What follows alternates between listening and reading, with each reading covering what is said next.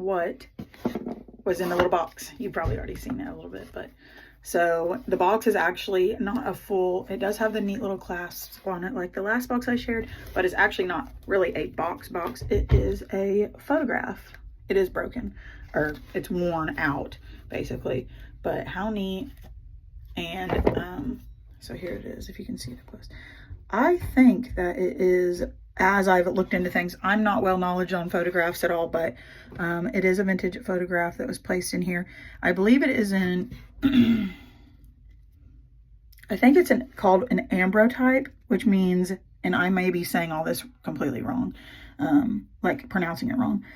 That is where they have printed the picture on the glass piece itself. So if you held up a sheet of glass, the picture, you could see like the outline, the picture on the glass, but then when you place it over like something black, like a black background, like what is seen here, which is kind of just, this white area is what's making me a little confused, I guess, because it's not all a black background. But when you put it up, when you put those type of pictures up against a black background, it will then show the picture.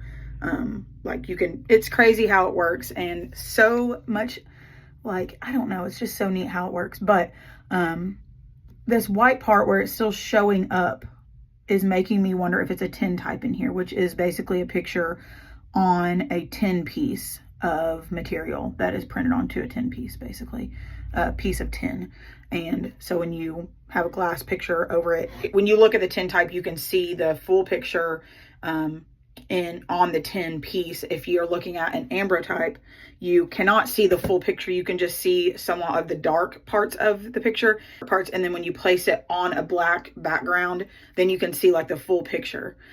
So if you don't know what any of that is, I'm just getting a little bit of knowledge on it just because I found this and I want to search it up and figure out what it is. That's what I do. I really enjoy this aspect of being a reseller, because otherwise I would have never picked this up. I would have never learned anything about it. And yeah, that's one of the biggest reasons why I like doing, doing the reselling part of buying stuff at thrift stores and estate sales and different things, so I can learn what things are that I would have never known of before.